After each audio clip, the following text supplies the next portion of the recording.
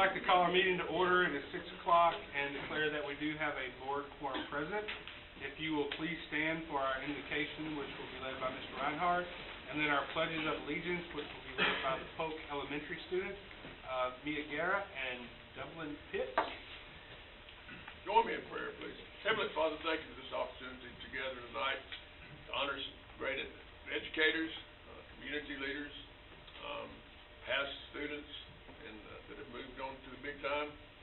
We ask that you watch over each family that's here. I ask that you allow this board to make decisions that are beneficial to all our students, that we can move forward each day, each week, and continue to have our school district grow and learn and become one of the better ones in the state. Ask that you move forward now, going home, be with these folks. Ask this in your name, amen.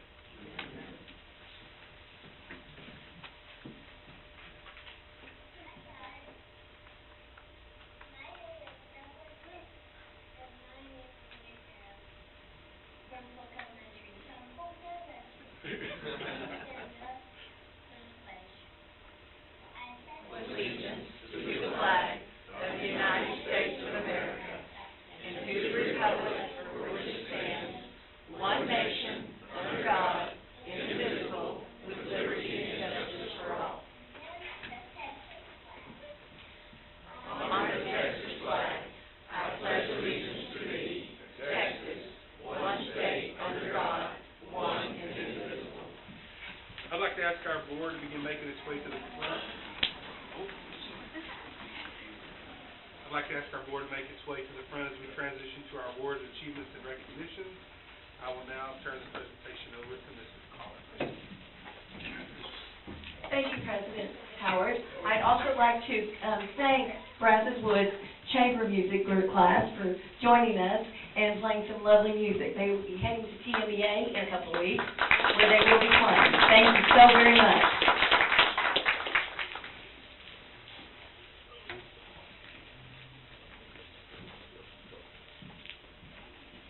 Good evening, Superintendent Massey, Board President Howard, board members, staff, and our guests. It is my pleasure to have the first recognition of the evening, honoring a group of volunteers that give countless hours to the students and staff in our district.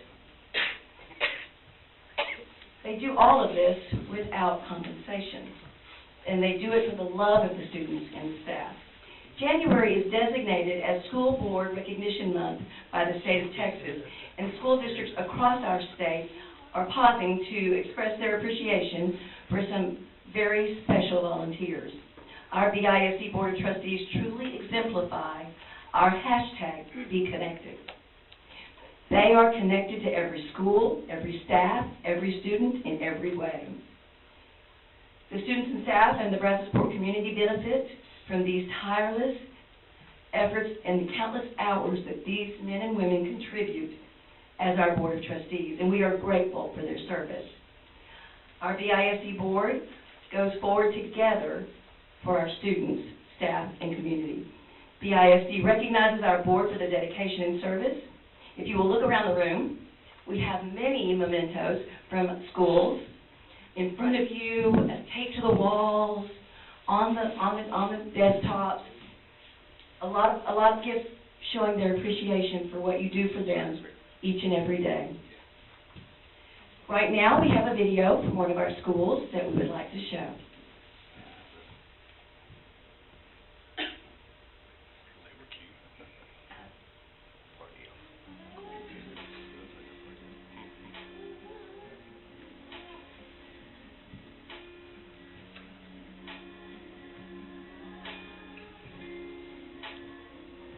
Thank you for making the color of our education primary. Thanks for making our education a kaleidoscope of color. Thank you for providing structure to our education. Thank you for providing freedom within our education.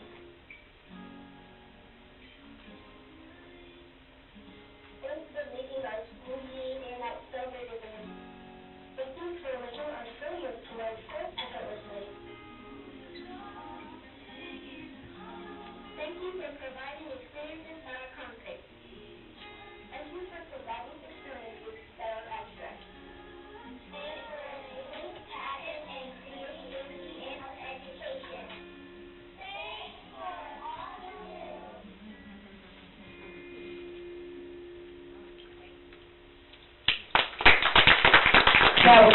sports calendar.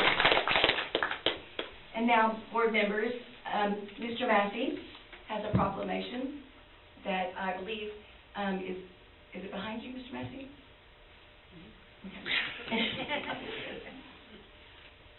This is the 2023 proclamation honoring each one of you as outstanding board members.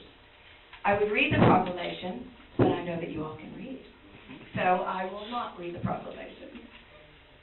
But I will say thank you on behalf of the staff, the students, and all of us in the ISD for your countless hours, your unending support, and your dedication to all the children in our schools. We are very grateful for you.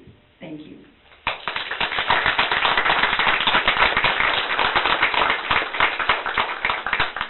By the way, this butt cake, that's plenty of compensation.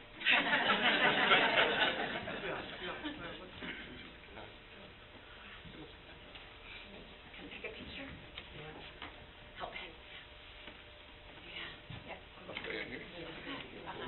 Yeah. Yeah, go stay here. Put that thing in neutral. Thanks a lot. Go fast. I'm gonna tweak it just a little. Okay. Right here. 1, 2, 3, and another. 1, 2. Oh, okay. 1, 2, 3. Again, thanks for advocating for our children, not just here, but all over the state. Thank you. At this time, we will be honoring Brazosport 2022-23 Wall of Fame recipient, a 1998 graduate of Brazosport High School, Heidi Range Whitehead. I would like to ask Ms. Whitehead and Ms. Rita Pintavalli to please join Mr. Massey and the board on the dais.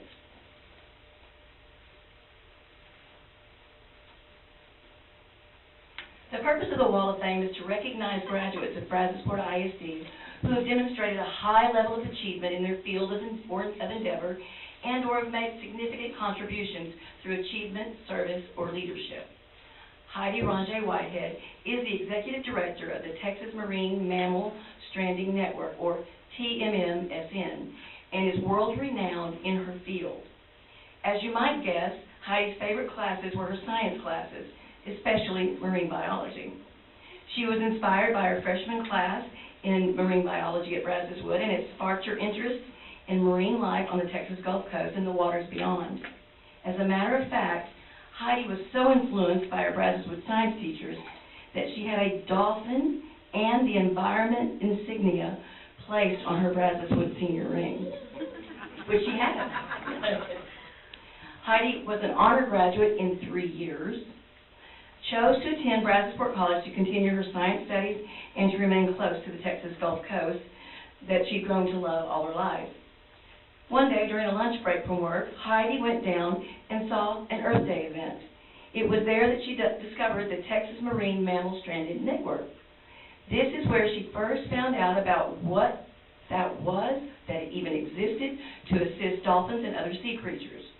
From there, Heidi became a trained volunteer, volunteering as much as she possibly could until she realized that this was where she belonged. This discovery led Heidi to her current position, working her way up to the Executive Director of the TMMSN. The TMMSN is under the umbrella of NOAA and the National Fisheries. The network is responsible for all mammal strandings along the entire Texas Gulf Coast and now expands to the Gulf Coast.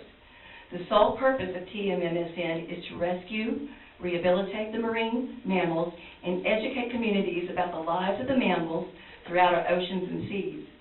The TMMSN works extensively with the United States Stranding Network and the Marine Mammal Health and Stranding Response Program through the National Marine Fisheries Service. Through these partnerships, Whitehead and her team of professionals and volunteers have learned and shared a great deal of information regarding the bottlenose dolphins as well as other marine animals. Just recently, Heidi was flown to Alaska to help save a baby beluga whale. Heidi Range Whitehead has authored and co-authored more than 17 peer-reviewed publications contributing to marine mammal science and has developed and led countless scientific meetings, workshops, and presentations. Heidi has been recognized for her passion and commitment to the marine mammal conservation through the NOAA Environmental Hero Award Program and has been awarded Exemplary Service Awards, that's plural, from the National Marine Fisheries Service. Her work has expanded the science's world of knowledge and understanding of marine mammals and how their relationship works with other sea creatures, but most importantly, their interactions with humans. Heidi truly exemplifies the qualities set forth in the purpose of the Wall of Fame and is an excellent role model for our STEM students, especially our girls STEM students. Board President Howard, board members and guests, Superintendent Massey will now present Heidi Ranger with a gift basket from Brazosport High School from the students and staff, while Brazosport Principal Rita Pentavale will present Heidi with a replica of the Wall of Fame.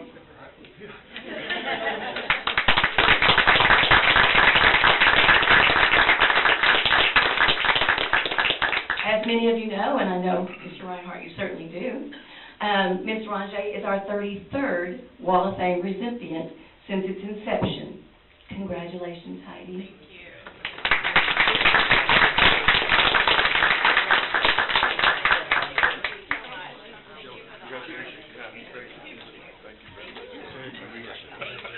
Thank you very much. Appreciate it. Thank you for all your work. Oh, thank you so much.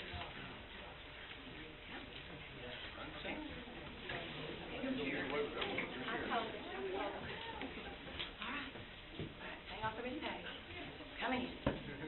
Coming in home. Somebody down here, but there, yeah. Glares. Right here. Or you get over my shoulder, whatever, I don't care, but I'll take mine and then I'll get out of the way. One, everybody's looking, 1, 2, 3, and a second, 1, 2, 3. All right, please hold and take this noise.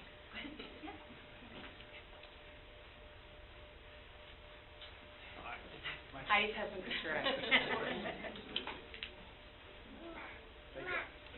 Thank you all.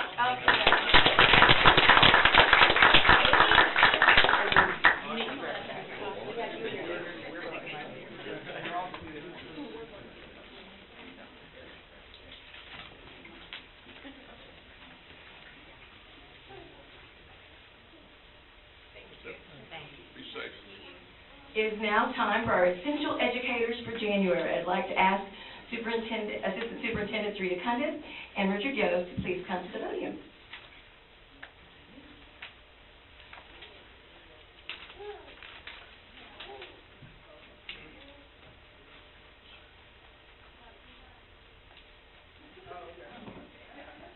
Okay, I'm going to ask that Tracy Kessler from Elementary please come forward.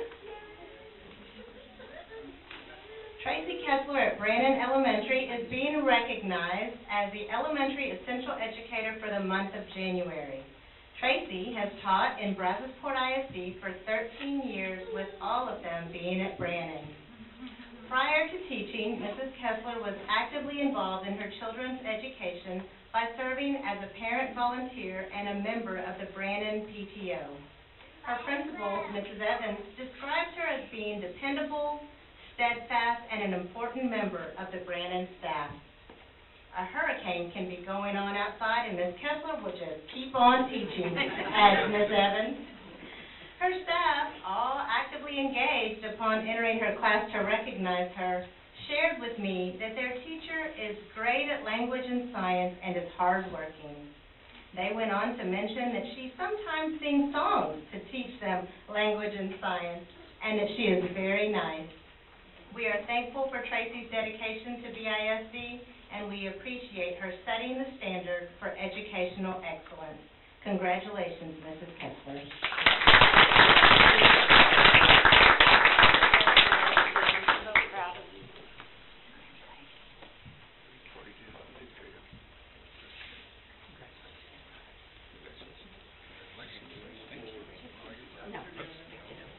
Don't get away with the picture.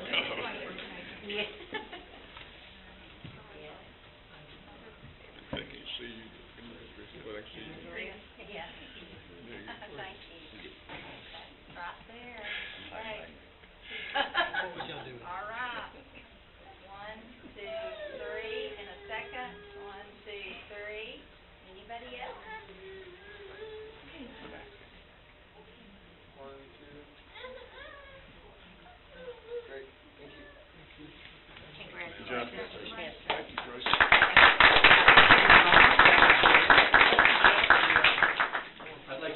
Jordan Danhouse to come up to the front.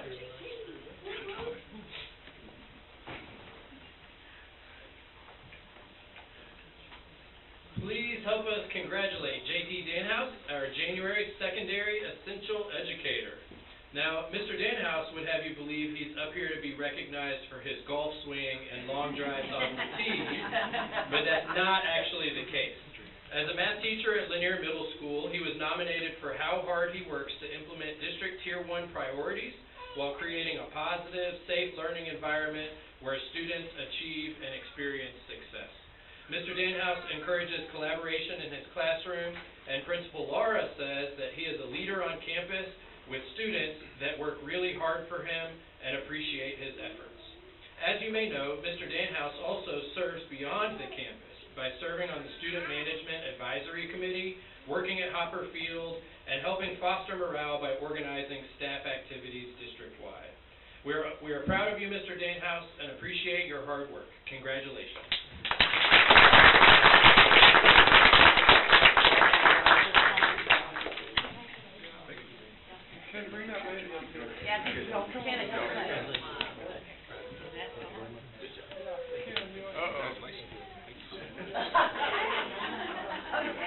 June's not going to be happy.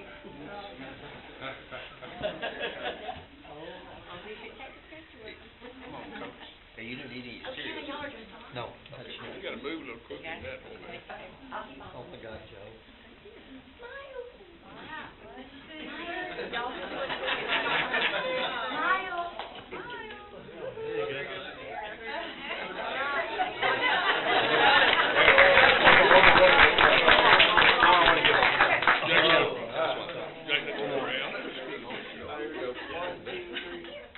I got them all looking, we're good.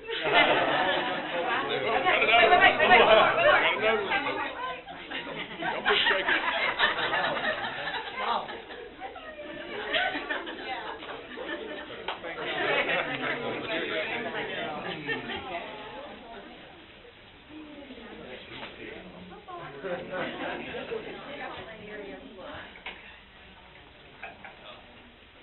Good evening. It is my pleasure to present our next recognition this evening. I'd like to invite Ms. Jessica Jennings, Mr. Aaron Ennis, and Mrs. Inga Gibbons to join Superintendent Massey up front.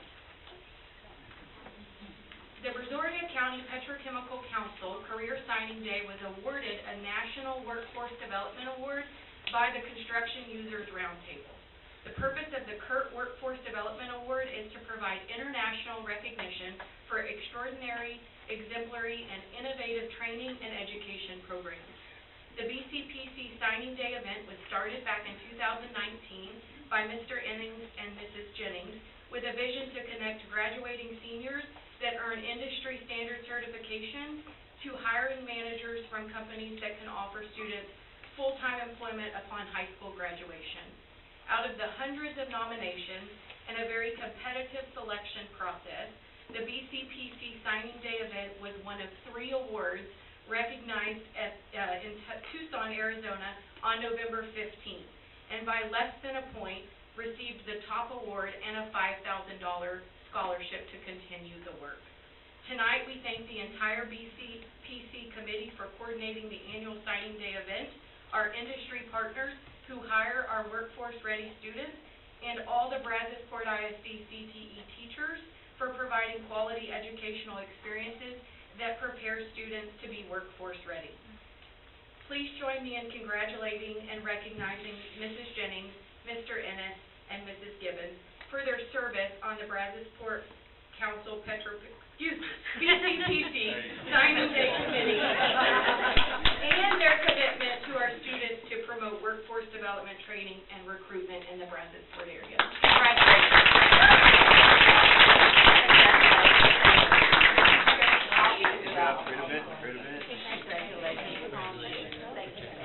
We may have to keep going. Thanks so much. That was a great program.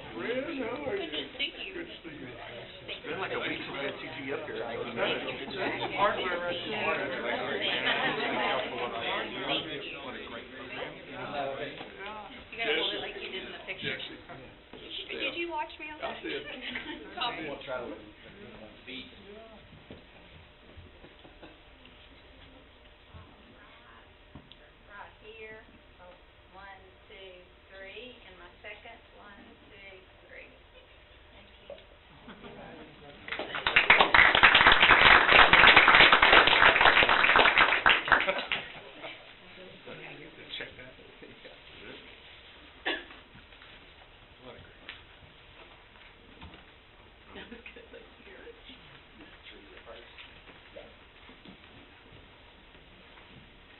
Craig, if you don't mind joining Superintendent Massey and the board, please.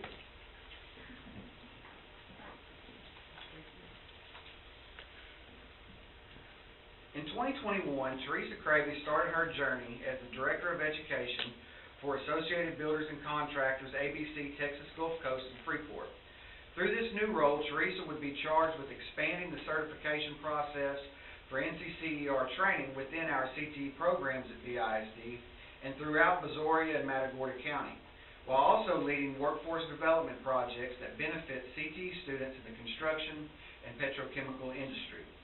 This past October, leading the charge to bring back the ABC Construction Exhibition for CTE students, Teresa helped set a record for the event with over 400 area CTE students in attendance, learning hands-on opportunities available here locally in Brazoria County.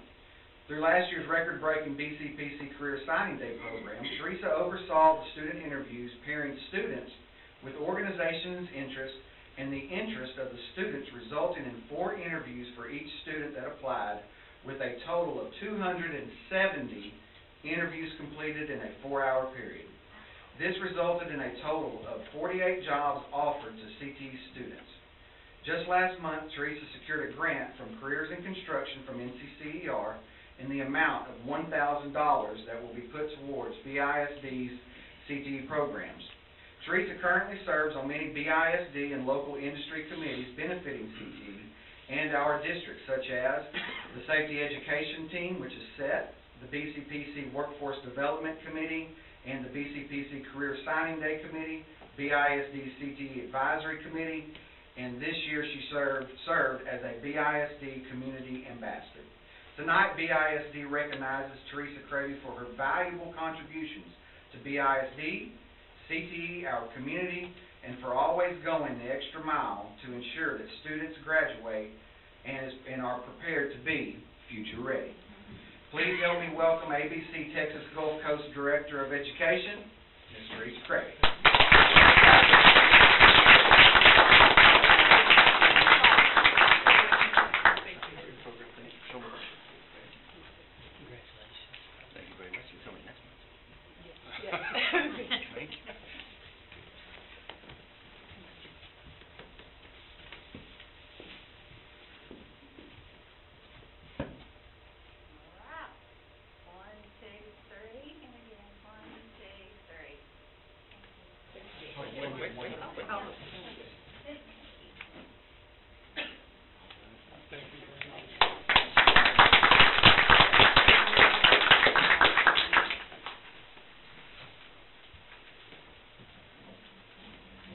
Lisa and Clay, if you don't mind joining the board and Superintendent Massey, please.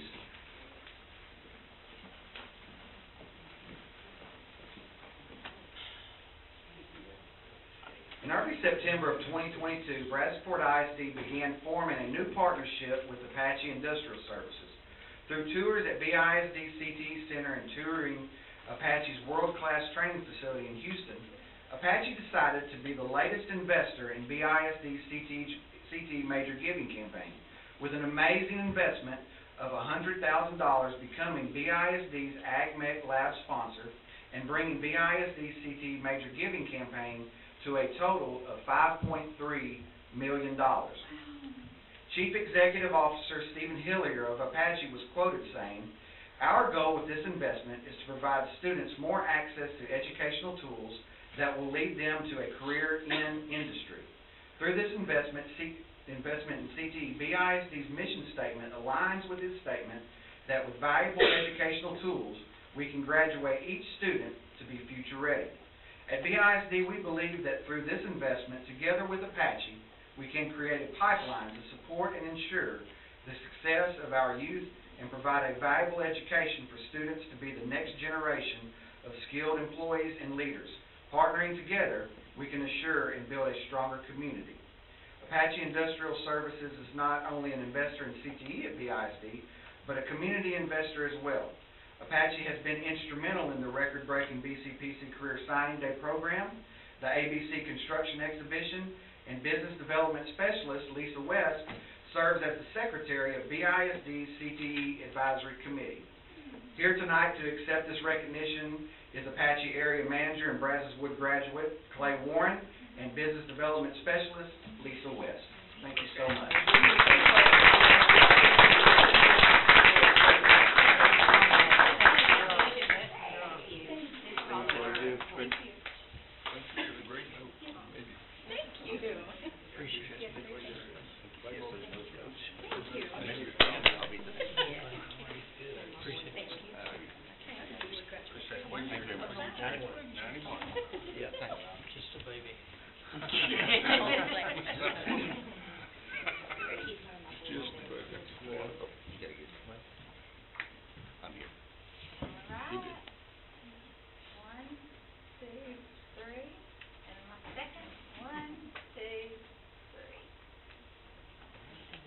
I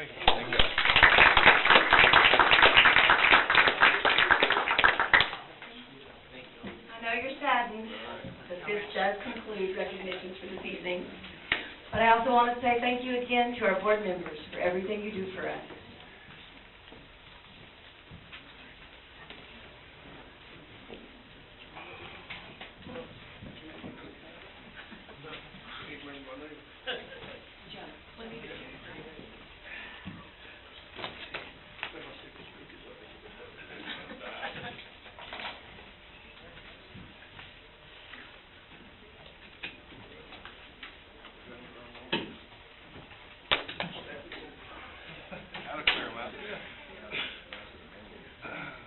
At this time, in accordance with BED Local, the board will provide an audience with individuals who have signed up prior to the meeting to address the board. Tonight, we do not have anyone who has signed up, so we'll move on to the next item,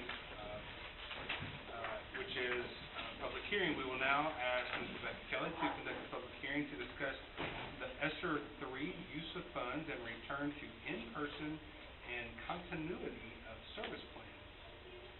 Good evening again. It is my pleasure to conduct a public hearing on the ESSER 3 use of funds and the return to in-person and continuity services plan.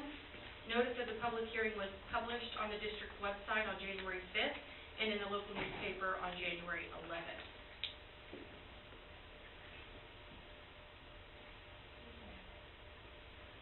Is it not in the folder?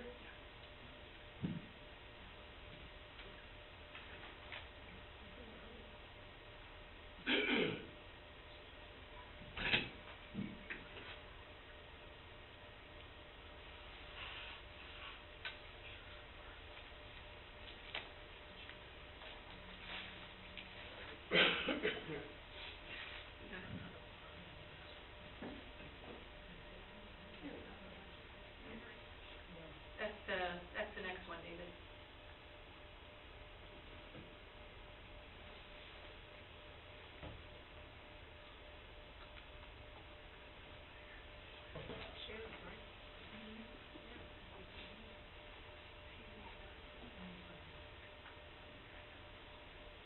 I promise it's worth the wait. I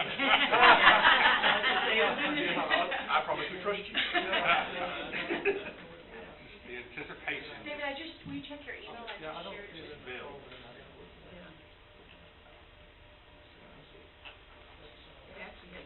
There it is. There it is.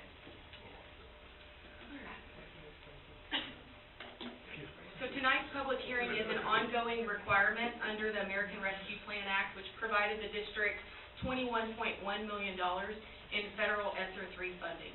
The ESSER 3 funding was appropriated to help safely reopen, mitigate, and sustain safe operations of schools throughout the coronavirus pandemic and address learning loss due to the closures and other disruptions caused by the pandemic.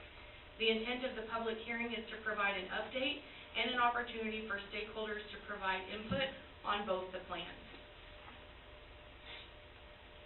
The return to in-person instruction and continuity of services plan must include how it will maintain the health and safety standards of students, educators, and other school and district staff as required, and is required to be reviewed at a minimum of every 6 months until September of 2023.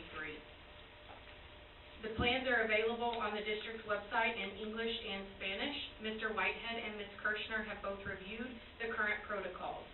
We have utilized ESSER funds to provide retention stipends, so we have updated the plan to add the following statement regarding teacher retention stipends. The other protocols outlined in the plan continue to be aligned with TEA and CDC guidelines. The ESSER III use of funds plans documents and summarizes how the district has allocated and is planning to utilize the federal ESSER funds. This plan is also available on our website in English and Spanish.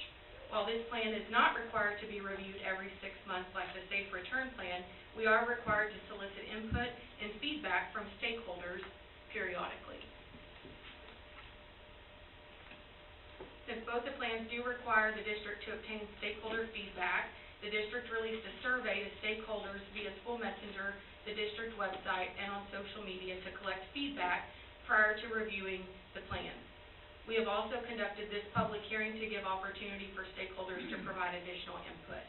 We received 539 responses, with 48% being parents or family members of our students and 27% being teachers, among other groups such as district and campus administrators, auxiliary and paraprofessional staff, and even some students and substitutes. When asked to rank the challenges that our schools continue to face, learning loss, recruiting and retaining highly qualified staff, and social emotional wellness of both students and staff ranked as the top 3 challenges. The use of funds plan has been revised on January 6, 2023. The revisions align with the stakeholder input and the district's needs. The only revision since the last public hearing was the addition of the Thought Exchange platform. This platform is a stakeholder engagement platform, and implementation will allow for stakeholder engagement in addressing ways to support and enhance the value of our employees and develop opportunities to close learning gaps and enhance student achievement. Receiving and managing over $30 million in combined ESSER funds has been a team effort, so I'd like to thank Ms. Sherry Phillips, our Director of Federal and State Programs, along with Ms. Whitehead and Ms. Kirshner for their efforts. We will utilize the remaining ESSER funds to continue to retain quality teachers, close learning gaps, and meet the social and emotional needs of our students and staff. This is a public hearing, so at this time I'd be happy to answer any questions or take comments from the audience or the board. Questions from the board? Any from the audience? We do have one. Looking at this whole spreadsheet here, do you have any idea how much we spent for teacher salaries? I'm sure it's on here somewhere, but. It's probably across a couple of categories. I can get that for you. I'll put it in this week's board update. Any other questions from the board? All right, hearing none. Thank you, Ms. Kelly. Thank you. I will now close the public hearing. Next item that we have on our agenda is our consent agenda. Are there any items requested to be pulled from the consent agenda at this time? All right, hearing none, then do I have a motion to approve the consent agenda? Moved by Mr. Reinhardt. Do I have a second? Second by Ms. Cuellar. All those in favor signify by saying aye. All opposed? All right, hearing none, that carries. Thank you. Next item that we have on our agenda are our action items. Public comments will be allowed before a vote is taken on each action item. Our first item is the order for school board trustee elections. Ms. Kelly. The following is in accordance with Board Policy BBC Legal and Section 3.004 of the Texas Education Code. Tonight, it is my pleasure to present the order and notice for the Board of Trustees to hold an election for the school board trustees on May 6, 2023. Brazosport ISD Board of Trustees serve 3-year terms. An election for trustees elected to District 6 and 7 must be set. Therefore, the order and notice for the board is presented in your board packet for an election to be held Saturday, May 6th. Applications for a place on the ballot may be obtained from the Secretary of the Board through my office here at the Brazosport ISD Administration Building. Early voting will begin on April 24th and end on May 2nd. The election will be held May 6th from 7 a.m. to 7 p.m. At this time, administration recommends that the board order an election for Saturday, May 6th from 7 a.m. to 7 p.m. for the purpose of electing 2 trustees to the Brazosport Independent School District Board of Trustees, and that the Chief Financial Officer be instructed to post notice of that election and have an election notice published in accordance with the law. I'm happy to answer any questions. Any questions from the board? Audience? All right, hearing none, do I have a motion to approve? I make a motion to approve the order for school board trustee election. All right. Second. It has been moved and seconded. All those in favor signify by saying aye. Aye. All opposed by nay. All right, that carries. Thank you, Ms. Kelly. Next item that we have will be our reports. Under reports, 2023 budget update and 2024 budget development calendar and planning process. Ms. Kelly. Me again. The following presentation is in alignment with Board Policy CE and in alignment with district goal that Brazosport ISD will exercise fiscal responsibility to ensure the financial strength and secure the resources to equip and maintain quality facilities and educational programming. Tonight, it is my pleasure to provide an update on the current 2023 budget and begin the process for developing the 2024 budget. The 2023 budget was adopted with a $10.4 million deficit after ending the prior year with an $11 million surplus due to the timing of the 313 revenue payment. We did transfer some of the surplus funds from 2022 to the capital project funds, which can be utilized at the board's discretion for capital-related purchases or transferred back to the general fund in the future. I have updated the actual year-end for 2022, and the recorded surplus after the transfer out to capital project funds was $1.8 million. I've got it presented here on the slide, but I know it's really small, and so I've printed a copy that each of you have at your table. We did adopt the 2023 budget with a $10.4 million deficit, revised revenue projections using the current year PEEM snapshot enrollment and the actual 313 revenues invoice. Net of budgeted expenditures will put us at almost an $11.2 million deficit. And so I've updated in red. The third column would be the revised projections as of this month. The 313 revenues were budgeted at $12.6 million, and the actual invoice payments totaled $8.4 million. That's a $4 million reduction, which is offset by an increase in average daily attendance. Last year, our funded ADA was 10,440, which did include some hold harmless provisions to our actual ADA of 10,105. And so there's a chart at the bottom of this slide that kind of shows the trend of our ADA from 2018 to last year.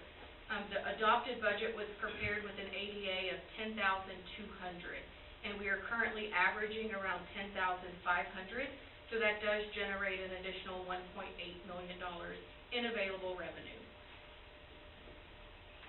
We are down 1,296 students in average daily attendance since 2018, since that year, which is about $8 million less in funding based on the fact that the state funds us on average daily attendance.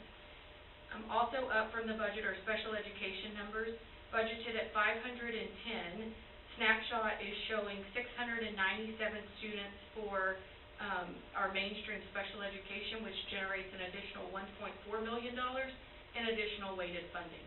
And then other small adjustments to the weighted groups are budgeted for ECOD and dyslexia numbers.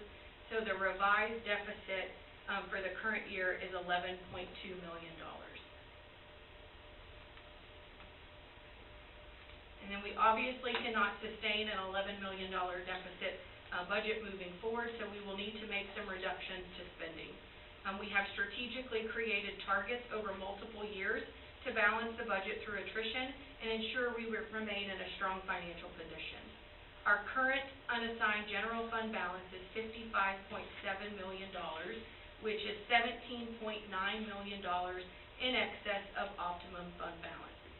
In addition, we have $10.8 million that was transferred to capital projects last year that is also still available. If the current year ends with an $11 million deficit, the available excess fund balance moving forward would be $6.7 million. Utilizing these funds, we will need to reduce the current year spending by $8 million and anticipate allocating an additional $3 million for additional compensation. These projections are based on funding formulas under the current law and current 313 revenues. If we reduce an additional $6 million the following 2 years and continue to allocate $3 million each year for compensation increases, we would be slightly under the current optimum fund balance in 2025-2026. We are currently tracking school finance-related bills in the legislative session and will continue to advocate for increases to the basic allotment for inflation, changes to the outdated special education weighted population, funding for safety and security initiatives, and our ability to locally retain revenues negotiated from the 313 agreement.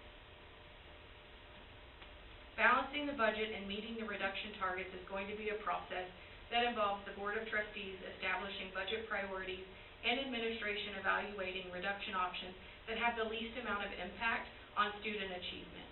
We have presented to principals and department directors the 2023 budget update and the 2024 projections with the need to reduce spending moving forward.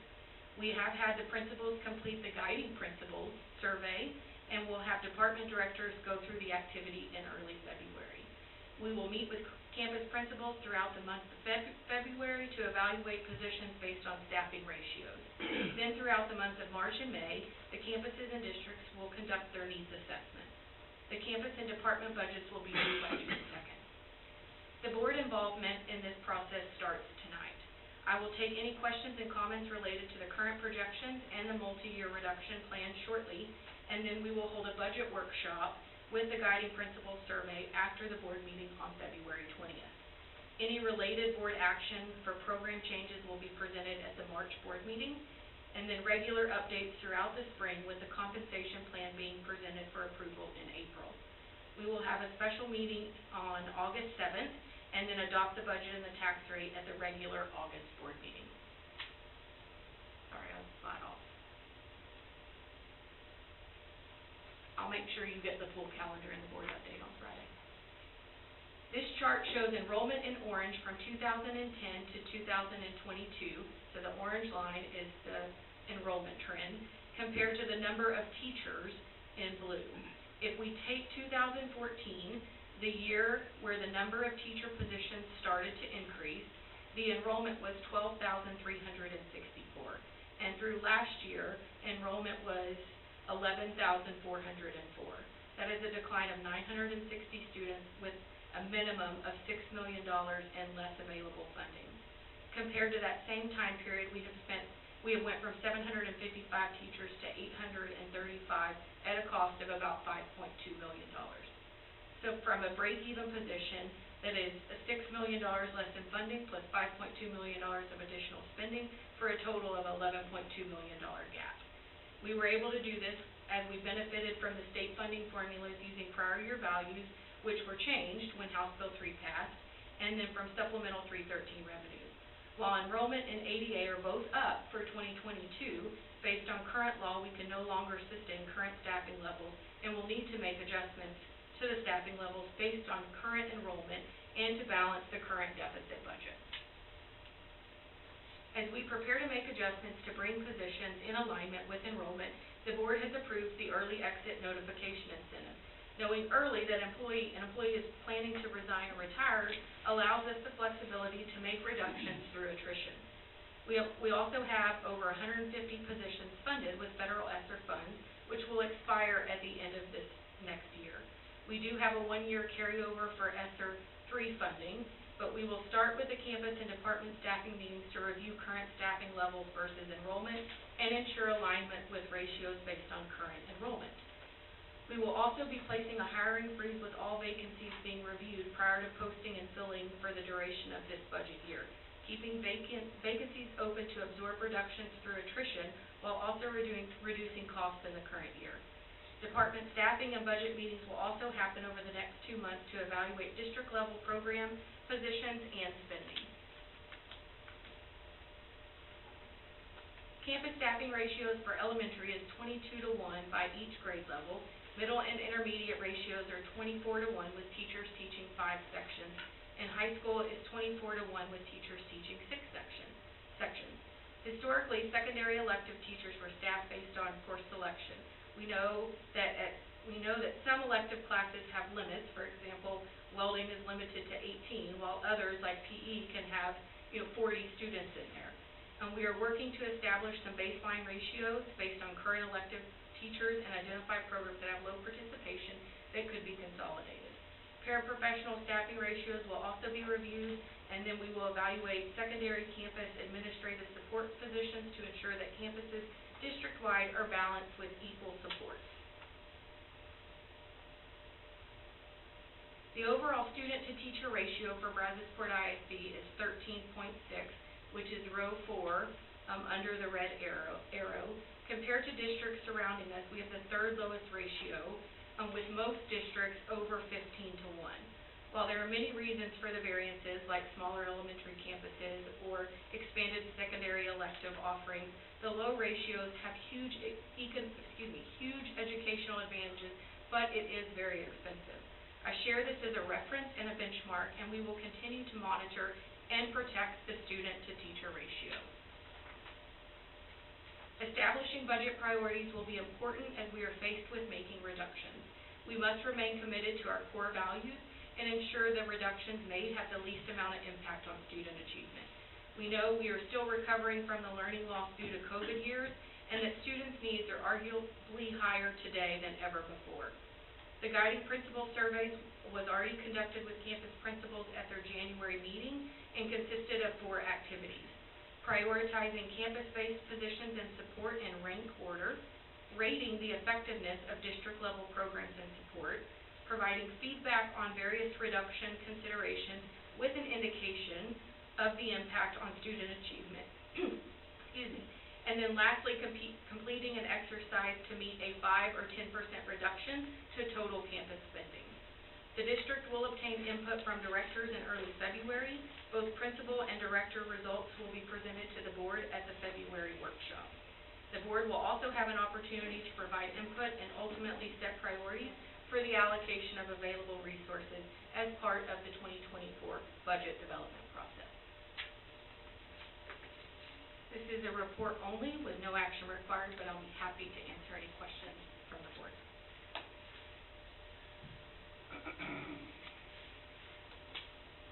That's a lot of information. Yes, sir.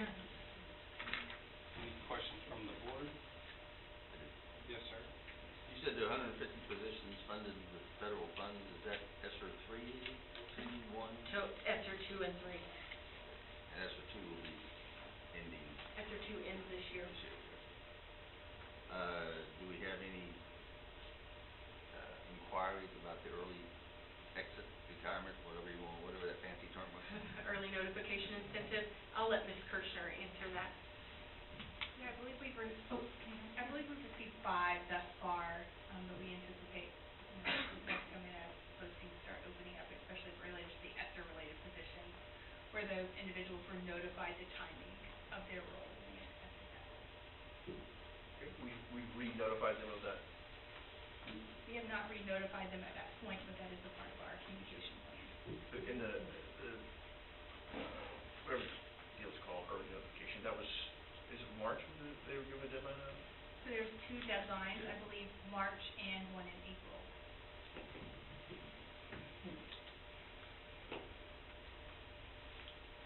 I'm going to say that, I certainly hope that we strive to do our best to keep those professionals and paras in classrooms that are needed, and we keep them there some way, somehow, because we can't educate without the teachers. And so that is strongly on my back burner. You think teachers are important? Yeah, I'd like to highlight, we're proud of the ratio that we have at 13.6 to 1. That's something we certainly want to celebrate and continue to fund to the extent that we can.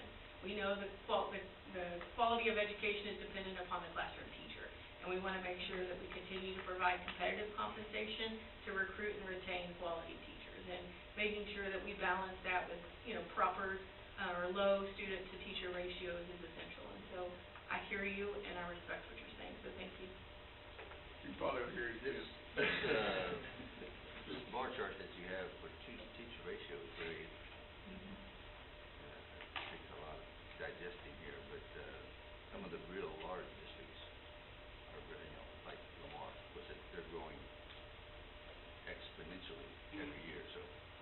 Well, the size of the campus matters in terms of efficiency, the number of, classrooms per grade level, the larger the high school. I mean, there's a lot of variances that factor into that.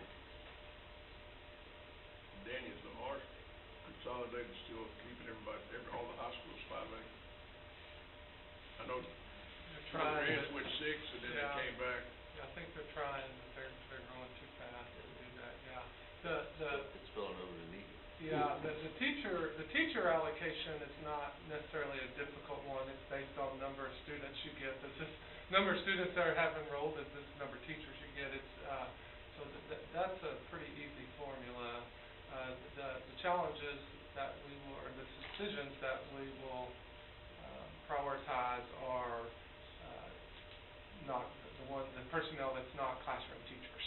So we certainly prioritize classroom teachers, and that's the ratio that we fund still teach on. But there's assistant principals, content coordinators, behavior specialists, licensed professional counselors, social workers, counselors, those groups of people that we'll have to do some discernment on. But the classroom teacher is not.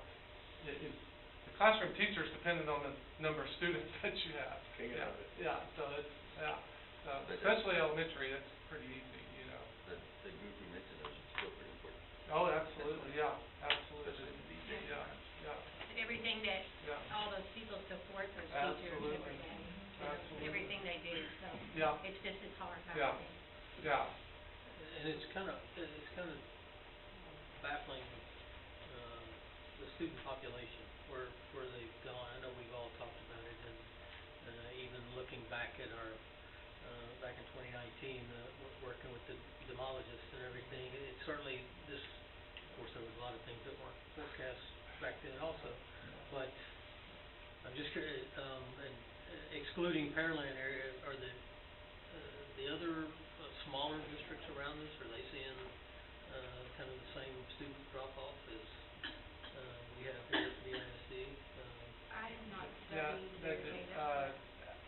Yeah. COVID has definitely had an impact not only on enrollment but also on average daily attendance. And so we're still feeling that.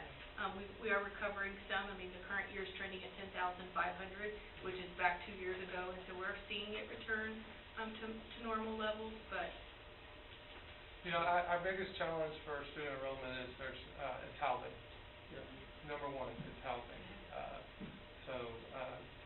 Columbia is seeing a decline in enrollment for the same thing. Sweeney's seeing a decline in enrollment for the same thing.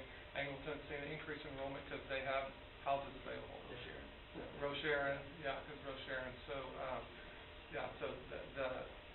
we saw this trend 3 years ago. Before COVID, we saw this decline in enrollment started due solely to lack of housing, especially in Freeport.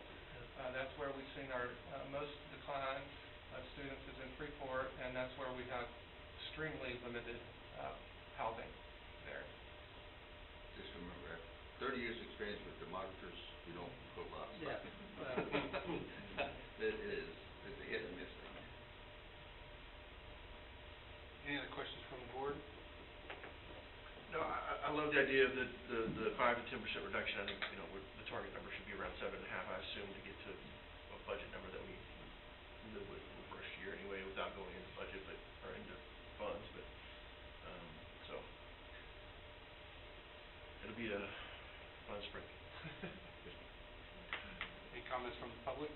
And we'll continue to monitor the finance-related bills filed in Austin and advocate for increases to funding. I mean, inflation is up, and the state's going to have to do something with the basic allotment and some of the outdated funding formulas. And so we'll continue to monitor and track that. And so these projections are based on current law. I'm sure we're going to get a big sack of money from all this surplus, right? The governor said the funding was at its highest level ever. It's 49 out of 50, but it's still. Subjective. Yeah, it is the highest level it's been in Texas. Any other questions, comments, audience?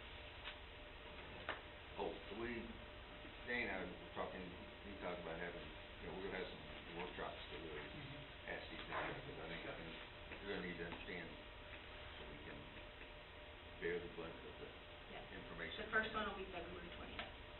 Thank you. Thank you, ma'am.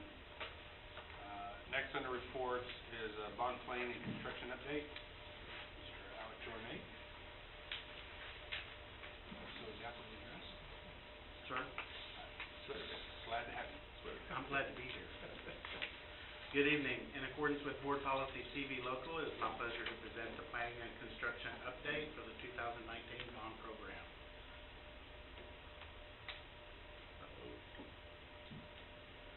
As of January 23, we have issued POs of over $208 million and 70.32% completed or in progress.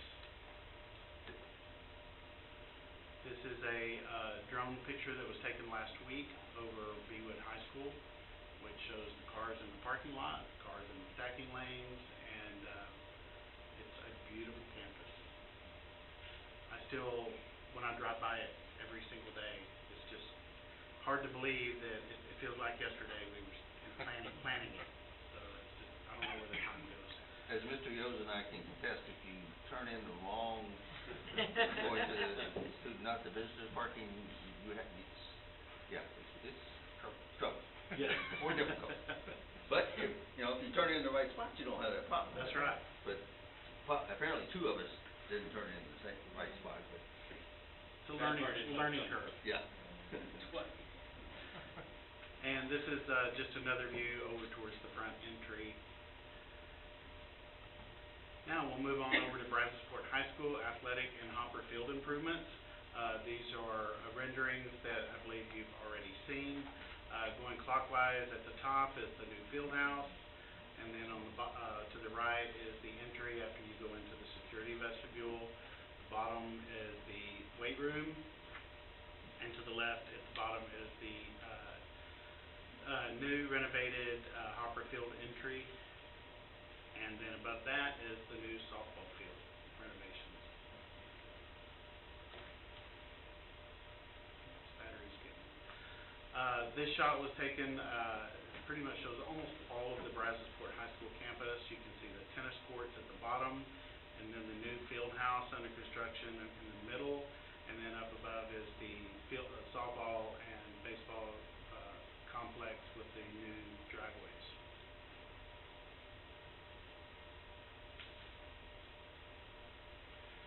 This is the new field house.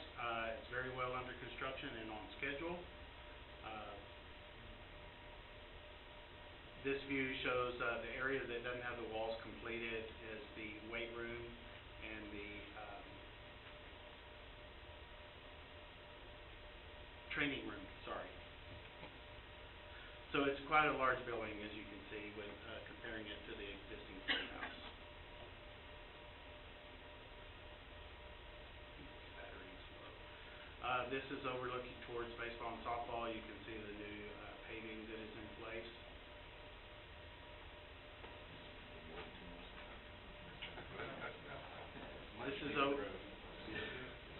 This is over at softball.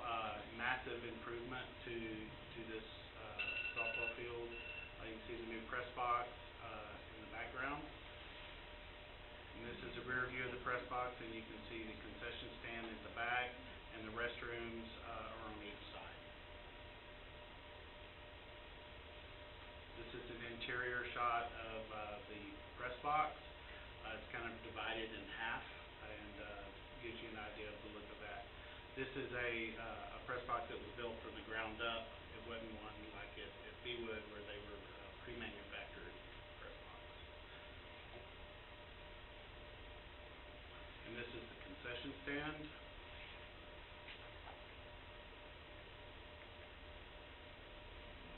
Skinny. It doesn't look as small as it's kind of like that corridor over there. Comes back to the same corridor. Okay, over at Hopper Field, this is just an overhead view looking down at the front entry at the ticket building, and in the background you can see the concession stands. Got a close-up view of those. This is the home side concession stand. We'll be adding restrooms to each side of it, and then of course it'll get a new roof and interior. Signage? Have signage? they're working on it. I know. Are the current restrooms staying as well? Yes, sir, absolutely. Air conditioned, right? Yes. Mosquito free? Yeah, of course. The freeze didn't even affect them. Yeah, that didn't even slow them down. They're horrendous over there. David, I think we need a new battery. Okay, this is the visitor side concession stand, which initially, when this project started, was going to be converted to a storage building. And for people traffic control at the home side concession stand, it was decided to make not quite half of it back into a smaller concession stand for the visitor side. And this is the new sidewalk that is now in place that goes from the grass parking lot over to the field, and it will be lighted. After 70 years. I'm I'm glad we found some concrete. It looks great, too. Been talking about that since I was a kid. Where do people walk? I'm way older than you, we talked about it before then too. People probably walk inside it. Okay, over at Brazosport High School CTE, these are the exterior renderings. Just to update on our schedule, we're at 95%, and the architects are working diligently on getting the construction the bid documents out for, it'll go out to bid in February, and then we'll be coming to you for a GMP in March.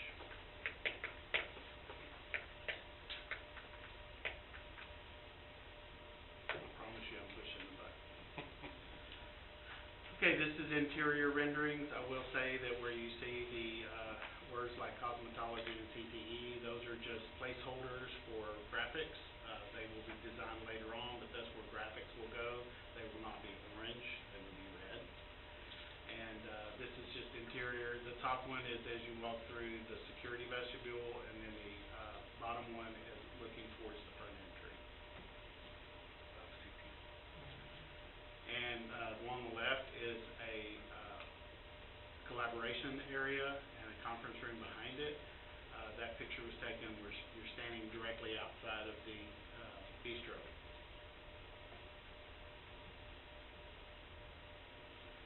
And this is a rendering of Vet Tech. These rooms are very similar to what we have over across the street. This is the floral lab. This is cosmetology. This is health science.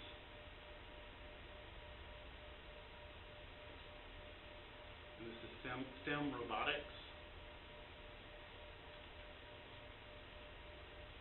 This STEM robotics is where one of the welding shops are right now. So this is over in the renovated building.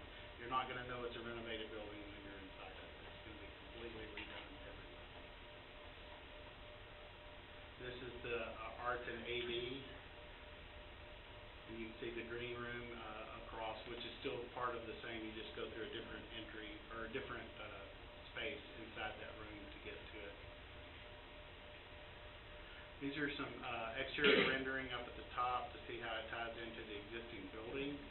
And down below that, you can see the new shop building that ties into the existing building. And then the bottom is one of the typical classrooms that we'll have in the shops. There'll be 4 of them. And then to the left is one of the welding shops.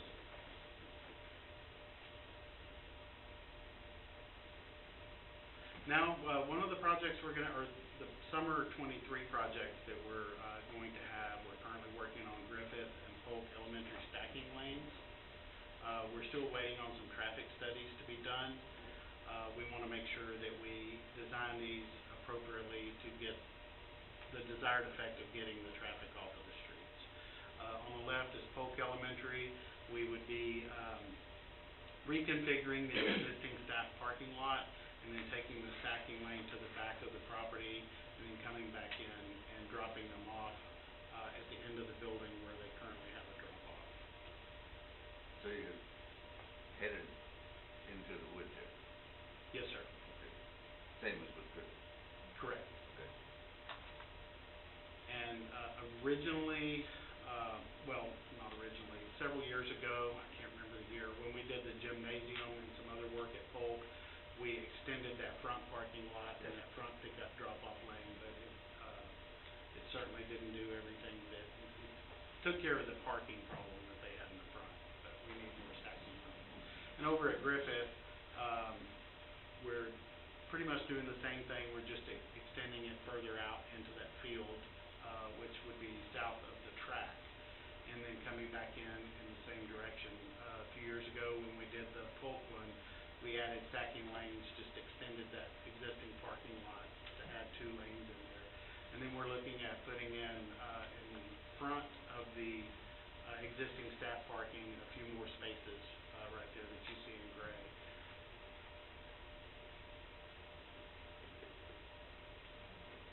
Let's Griffin.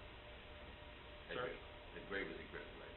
Yes, sir. In front of the new addition. Yeah, the right-hand side is gray. Yeah, that's the new addition, okay. Yeah, and I didn't mention that one. The gray in the front of the new addition, that's an optional one that we're looking at doing. It's just kind of extending some of the parking in the front. It's not doing any stacking or anything like that.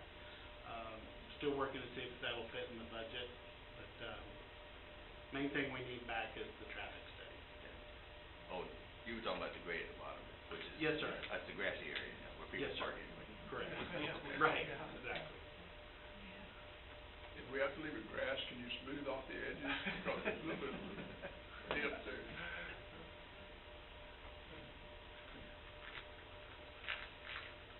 Okay, this is a report only. I'll be happy to answer any questions you may have. Questions from the board? Mr. Massey, I visited with you about my concern. Yes, sir.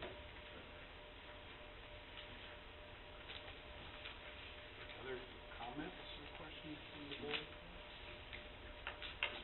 So, for the schools that we have added the stacking lanes, have we, for the most part, addressed those concerns? Are we having any other continuing issues with where we've already added stacking lanes? Not Are we my- fixing it? We're fixing it. Every one that we've done, with especially the new campuses and over at Clute, we have solved the problem, to the best of my knowledge. Not included. Not included. They're still parking, I mean, it's not because of lack of space. Right. It's because of lack of parent understanding I and think wanting to do it. that's a problem here across the street. And, yeah, well, and they're still parking at the pool park too, so, I mean, they have plenty of parking. Okay. Right. Well, I know at Roberts, there's nobody on Plantation anymore. Yeah. Nobody down, Post Oak, I think Boylston. it's Boylston. Yeah. Any comments from the audience? All right. Thank you, sir. Thank you. Next item that we have on our agenda is the board committee reports. Yes, sir. No, we still have a stacking link on our Whitworth intermediate. But anyway, I got that. Okay. Do we have any board committee reports from the board? Along with Scott, and I don't know about anybody else, the carnival at Brazosport High School on Saturday afternoon was a top-notch event. The kids, the faculty, parents, whole shooting match. And, the 2022 Brazosport High School football banquet, Buccaneer football banquet was top-notch. It was the real deal. It exemplified what Coach Carey has done all year with his program. That's a big plus. Yeah, both great events. Sure, much needed. Jared. Your Advanced leadership. No. Whatever that is, I'm not sure yet what it is. I was invited to join the advanced advocate group of TASC. Now, I don't know why, but I accepted it. I nominated you. You can't even spell TASC. It's like those who go to A&M. Yeah, but anyway, I'll represent Brazosport ISD, so I think that's important to make sure. So we'll see how many people and what it entails, and may have to go to Austin or whatever. So, I'm happy to do it. It'll be interesting. I told Rebecca, I told Jessica, I'm not real sure how much progress public education is going to make. I think it's going to be gonna be difficult, but, you know, if you don't try, you won't make any progress. Thanks. Any others? All right, our next regular scheduled meeting will be February the 20th, right here at 6 o'clock. The next item that we have on our agenda is executive session. It may be called for the purposes permitted by the Texas Open Meeting Act, Texas Government Code Section 551.071 through 551.146, Sections 551.071, consultation with attorney, Section 551.071, on any agenda item, Section 551.072, for the purpose of discussing the purpose, exchange, lease, or value of real property, Section 551.074, personnel matters, appointment, employment, evaluation, reassignment, duties, discipline, dismissal, or complaint, Section 551.076, deliberation regarding security audits, district-wide intruder detection audit report findings, training of staff and substitutes on keeping exterior doors locked, date of training of staff who have the duty of conducting and documenting door sweep logs, review minutes from school safety and security committee meetings, and Section 551.082 for the purpose of considering discipline of a public school child or complaint or charge against personnel. We shall return shortly. All these, All right, we have returned from executive session at 8:33, and unless there are any objections, then we will stand adjourned. Yeah. Yeah.